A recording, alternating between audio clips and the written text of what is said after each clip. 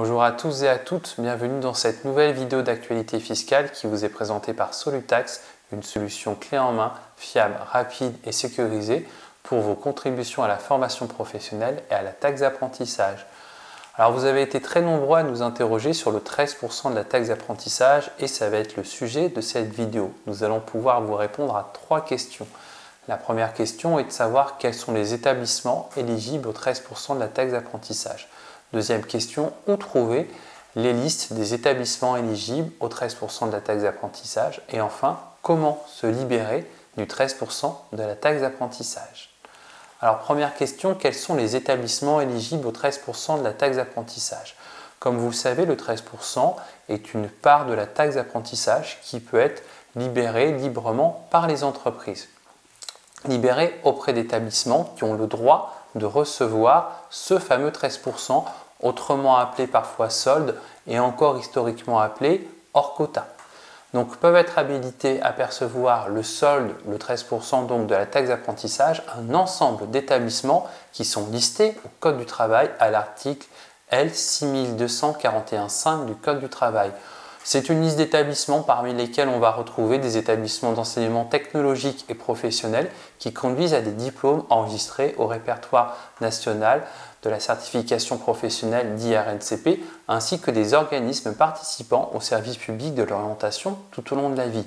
Concrètement, on y trouve des établissements publics et privés d'enseignement du second degré, des établissements publics et privés qui relèvent de l'enseignement supérieur. On y trouve aussi des établissements consulaires, les écoles de la seconde chance, mais encore des établissements tels que l'établissement public d'insertion de la défense, ou voire les établissements qui assurent à titre principal une éducation adaptée et un accompagnement aux jeunes handicapés.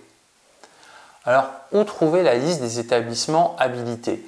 La première option est de se rendre sur les portails internet des préfectures de région. En effet, chaque préfecture publie la liste des établissements habilités par région et par typologie d'établissements habilités.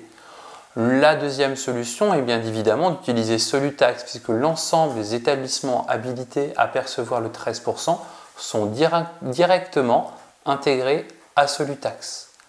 Troisième question, comment se libérer du 13% de la taxe d'apprentissage?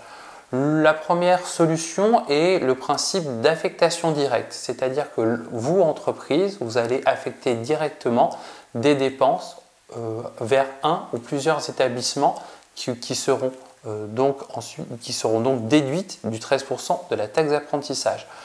Vous pouvez aussi faire des dons en nature au centre de formation par apprentissage. Ça peut être par exemple des machines-outils, voire d'immeubles. La deuxième solution pour se libérer du 13% est bien évidemment d'affecter directement les vœux à travers Solutax, Solutax qui permet de se libérer du solde de la taxe d'apprentissage. Enfin, 2 petits rappels. Le premier rappel est un rappel de calendrier. Le 13% doit être libéré avant le 1er juin, bien évidemment, sous réserve d'un décalage dans le temps, comme il a pu se produire en 2020. La deuxième rappel, une petite précision pour les entreprises d'Alsace-Moselle. Les entreprises d'Alsace-Moselle n'ont pas de 13%. Donc là, c'est vraiment une petite particularité. Et donc, les employeurs d'Alsace-Moselle n'ont pas à verser ce fameux 13% aux établissements. A très bientôt pour une prochaine vidéo qui vous sera présentée par Solutax.